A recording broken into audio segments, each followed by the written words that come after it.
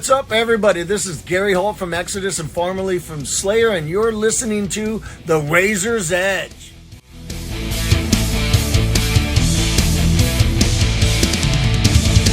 Hi, it's Kat from The Razor's Edge. I'm here at Bloodstock on Sunday, and I'm here with Ghosts of Atlantis to open the main stage. How are you guys? Absolutely fantastic. I'm Phil. And I'm Dex. Hello, lovely to meet you.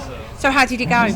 Absolutely incredible. The crowd just kept growing for our set, which is incredible. And they stayed. That's the main thing for us, is that those that came to see us, they stayed. Yeah. The crowd absolutely. kept getting bigger. It didn't shrink down. It just kept growing and growing and growing through our set.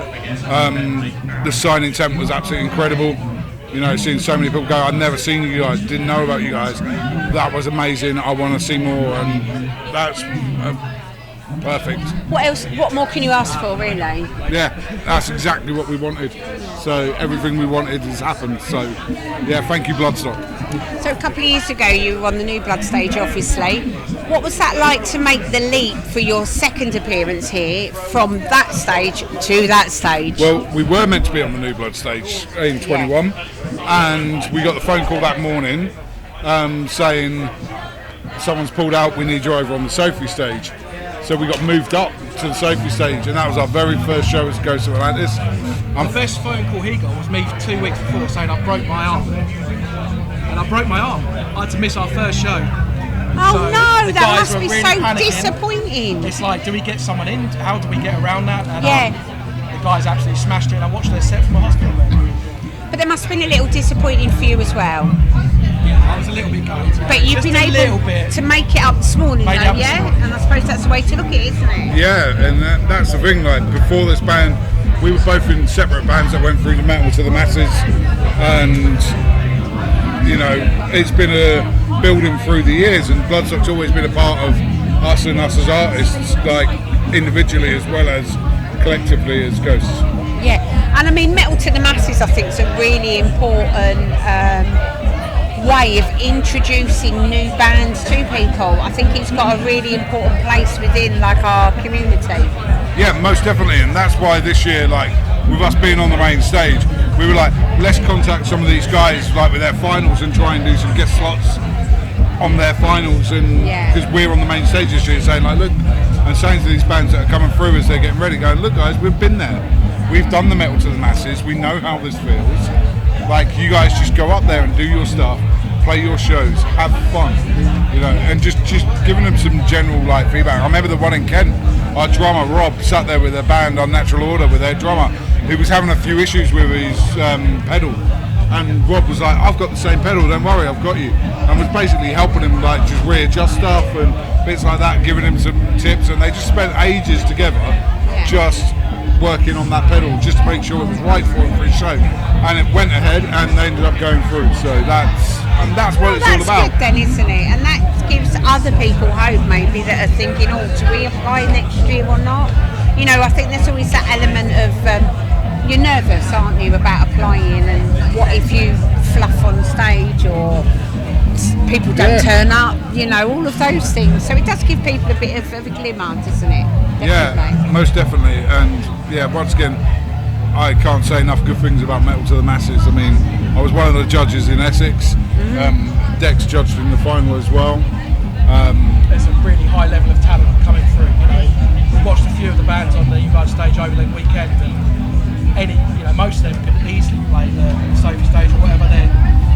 There's a lot of really good talent there. And like Phil was saying, we've all come from there. In our bands previous to Ghost, we've been through the competition. We know what it's like, and it's possible if you put the work in, and if you take on the advice as well. Don't ignore good advice. That's my only advice. I couldn't agree with you more. Yeah. Work that Preston. Phil's been brilliant. Like I said, the metal to masses and culture stuff. Just saying to the band, saying to the bands, look, this was good, but this wasn't quite as good. If you work on this, then you're going to be, giving them just constructive criticism, basically, and it really helps. And you see these bands come back heat after heat after heat, and they're taking your advice on it, and you're ready to play Bloodstock, and they go through and win it.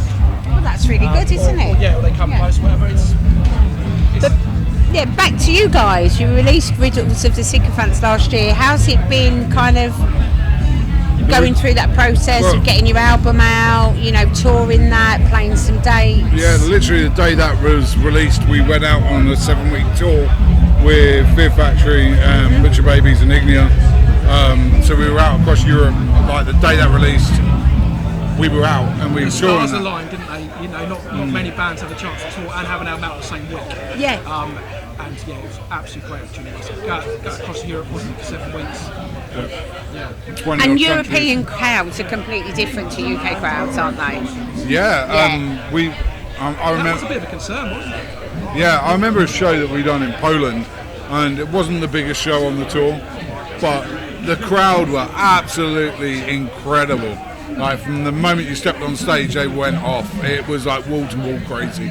So yeah, I think the Polish just get mad anyway, aren't they? Yeah, you I'm could- Polish, so I can say that. you could say No, that. but it was like the first song come on, they probably didn't even know who we were. And they were jumping, they were crowd surfing, they just wanted to party. That's one of the shows that will stick in my mind.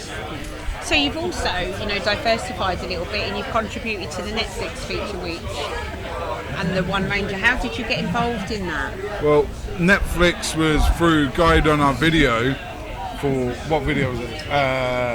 He done Lands of Snow, but before Richard Oakes. and absolutely incredible. And like he was involved with all of like those guys, and Colin had been speaking for ages for other stuff. So that was kind of how we linked up with them for that, and that we were going to be working on another video with him. So that's what we done there.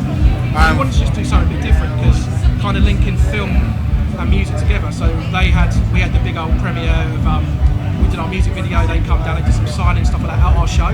So it's kind of get to meet the cast and see the band. It was quite cool. I've never really seen that before. And we had a nice stage show with that where like we had them come out for an introduction bit, like, and they done their little bit in between it before we played the single, and like we hung someone on stage in Not in real life. No, obviously health and safety. it was all done health and safety, but like it was all done like with like the like harnesses to make sure that it was all filmed a there. video there as well, so. And like the venue obviously were very much like, look, we need to see everything you've got in place first, because the Art Centre in Colchester is like our local venue for us, and And they've it's been a church. We've hung something in church. It's like going back to Matthew Hopkins days, really, isn't it? Like being in North Essex, yeah. It's good. Is that something that you think you guys would definitely get involved in again if the opportunity arose? Yeah, most definitely. I mean, like we were saying, like we didn't say about One Ranger. That was literally a post online. Is there a metal band free tomorrow? Because someone's pulled out and we're filming this in Ipswich. Can someone help us? And we happen to be in that area because like the main base is in Ipswich, and we were like, hang on, we are this band, blah blah blah. We got this album out. We've got another album in the works, blah blah blah. You can. Yeah, so the label that put the first album out, we're like, yeah, of course you can use this track on there, not a problem, get that out. So yeah, the guys all went up, and they actually filmed in that as a 4-piece, and I wasn't able to make it. So Colin was singing all my parts through the filming of that film. So yeah. Roundabouts though, right? Yeah, literally it was 24 hours, can you be there? I wasn't able to do it, but I was like, go ahead and do it without me. Like, do not miss this opportunity. This is out on Lionsgate. Oh yeah, it's massive, isn't it? Yeah. I didn't think it would be a massive production, so we rocked up obviously Ipswich. It's a multi-million-pound production. They've shut off the town. There's like tanks driving down the street and stuff. It was some really cool stuff. And then, You're like, whoa. The scene we were in, it was a cool experience. Brilliant. So what can we expect to see off you in the next 12 months? Any plans you can talk to us about? So yeah, we've got end of October and into November. We're out for 2 weeks in Germany and Switzerland with Ectomorph. They've been friends with Colin for a long time, so they invited us out for that. So that's good as the first step rolling on from this. Keep them touring, keep them moving. We've got a couple more like little independent shows here. Then we're gonna finish off writing the album. There is an album written, but we're gonna add some more stuff to it. Keep that going. Finish recording that album by the end of this year. It's a year then, right? Yep. Then looking for a release next year. We're looking at some more festivals, and Colin's got some bits in the pipework. I can't say what they are at the moment, but yeah, we're keeping busy into 2026. So yeah, so we're planning until the end of next year now. Well, it's great, and I mean, like you're saying, you've got to capitalise on your appearances, haven't you, and just keep going forward. There's no point playing somewhere like Bloodstock and going home and doing nothing. Exactly that, and that's one of the advices I've given to like the metal to the masses bands. Going back to that, is You may get guys leave, you may get like keep that ball rolling, keep it going. It's the only way you're going to move forward. Definitely. And finally, we're asking everybody the same question this weekend. Obviously, we lost Ozzy a couple of weeks ago, and we're just asking everybody we interview, what did Ozzy and Black Sabbath mean to you? I remember I went to Aussie quite late because I remember in college, and I was a massive Black Sabbath fan. You know, I wore t-shirts every day. Was in little bands practicing, and yeah, he was certainly a character, and I think he paved the way certainly for a lot of people to pick up the guitar and get them iconic riffs. I remember learning stuff on the guitar, so yeah, it's a real shame. Yeah, and for me it takes me back to listening to music with my dad, and I lost my dad 6 years ago, unfortunately. But yeah, we would always be listening to music together, and it just makes me think of going back to times with my dad, listening to Ozzy and listening to Sabbath, and going to see Sabbath together. Like, that's one of the artists we saw together. So for me, that's got that connection to my dad. So, and a really nice memory. Yeah, and an incredible memory of seeing Sabbath together at Hyde Park with Soundgarden and Motorhead and Soulfly. So an incredible lineup there. Well, lovely. Thanks for talking to us today. Good luck with everything, and we'll see what comes next that you can't tell us about. No worries. Thank you very much.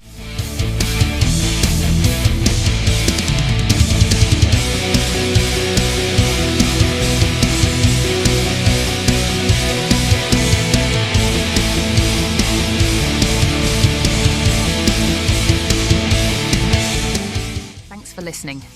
Make sure you keep up to date with all of our interviews by subscribing to our channel. For all the latest news, reviews, interviews and more, head over to our website, www.therazorsedge.rocks.